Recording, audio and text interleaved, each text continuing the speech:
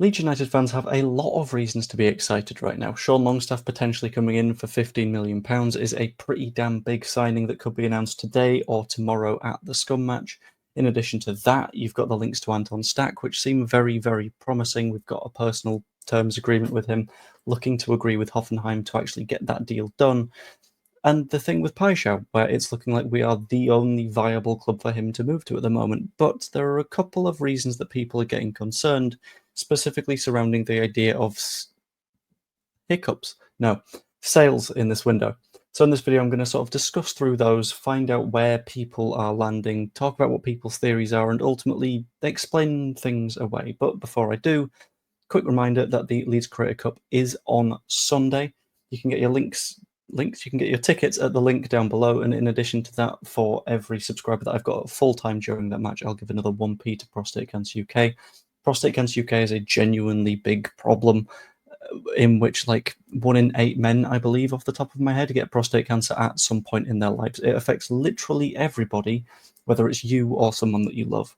So donating to Prostate Cancer UK will help to make it far more treatable and give a lot more people a lot more of a chance going forwards. Tickets are £7 for adults, £3 for kids. Gates open at 11:30, kick off at 1 p.m. Hope to see you there. Anyway, into the main topic of the video, and it's specifically surrounding the sales stuff. And there's sort of two names that have popped up. One of them I don't hugely understand, and I'll start with that. It's Willy Gnonto. People are discussing Willy Gnonto as a potential player for sale because, well, when you look at his value, it's obscenely big. And if you look at his PSR value, it's not that huge. So any sale that we do make is going to be very, very, very good for us in terms of PSR. However, really don't see that being likely because if you look at the wing positions, we've currently got 3 wingers, 4 if you include Jack Harrison. Personally, choosing not to, I don't think we would be in for Paixão if it looked viable that Jack Harrison would be sticking around. But people are seeing Gnonto as the most profitable of those wingers to sell, which kind of makes sense from a mathematical perspective, but the next one makes a bit more sense, which is Pascal Struijk. Now, a lot of people have had Pascal Struijk pegged down as a player that Leeds could potentially be selling in this window for sensible reasons for the most part. Pascal Struijk was either free or £1 million when he joined Leeds United a lot of years ago. I can't quite remember which was him and which was Somerville, but it's fine. And in the years since, that PSR sort of valuation has fallen and fallen and fallen and fallen and fallen, which means that any sale right now would effectively be pure profit, which is a fantastic move. If you have a look around him as well in terms of the centre-back position, we've got Bornau there, we've got Biol there, we've got Rodon there, Ampadu can play there. It's starting to look like one of those areas that's a little bit congested. And if we were to need to sell players for PSR reasons, Pascal Struijk would be one of them. Personally, I don't see a sale of Pascal Struijk as being viable, to be honest. If you look at our leadership group that we've got Ampadu as the captain, the main captain, if I remember correctly. You got Meslier as one of the backups, and you got Struijk as another one of the backups.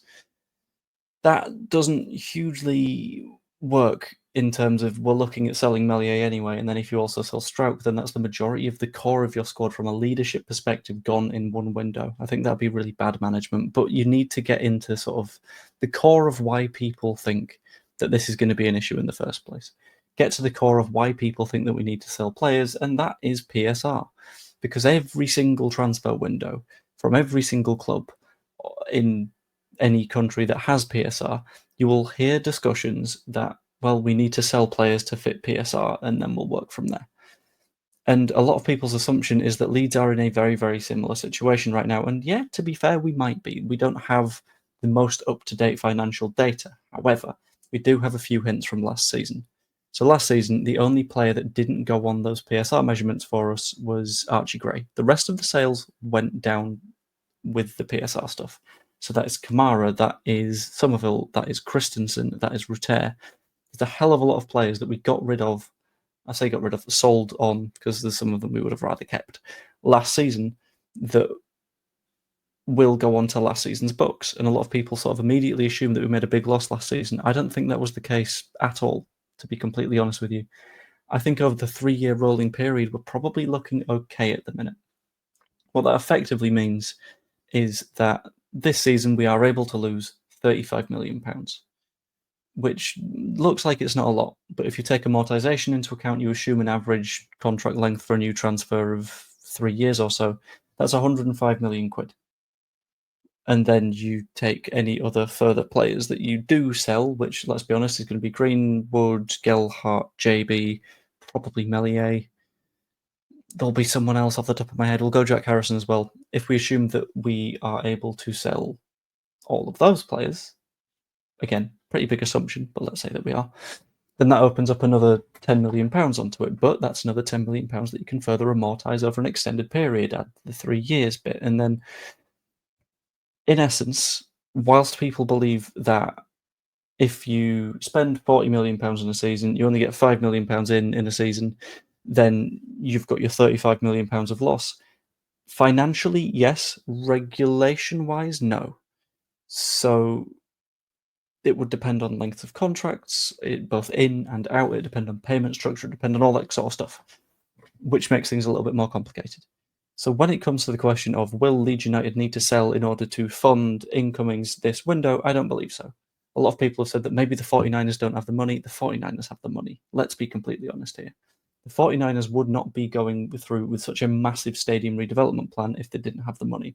They wouldn't be giving Brock Purdy a $250 million deal if they didn't have the money. They wouldn't be buying Rangers if they didn't have the money. And the people that are saying that 49ers are just sort of paying attention to Rangers now, no. In terms of what makes the most in terms of revenue, the Premier League, without a doubt, blows Rangers out of the water for the most part, especially assuming that we do reasonably well. Add a Premier League and European football together, spectacular cash. And that's where the 49ers will make their money. At the moment, they're going to be losing. Every single year, they won't be making a profit. That will only come either when they sell the club for a significant chunk of money, or we start actually profiting operationally, which is not going to happen because that's not how football works. So they need the club in a good position if they ever want to make a profit here. And the likes of Larry Nance Jr. doesn't want to make a profit anyway. He just sort of likes the club now and he's going to stick around anyway.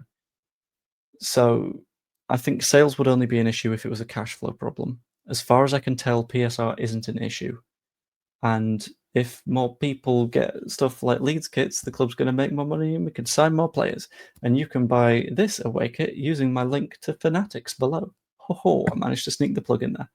Anyway, this is going to be a fairly quick video, just off the top of my head.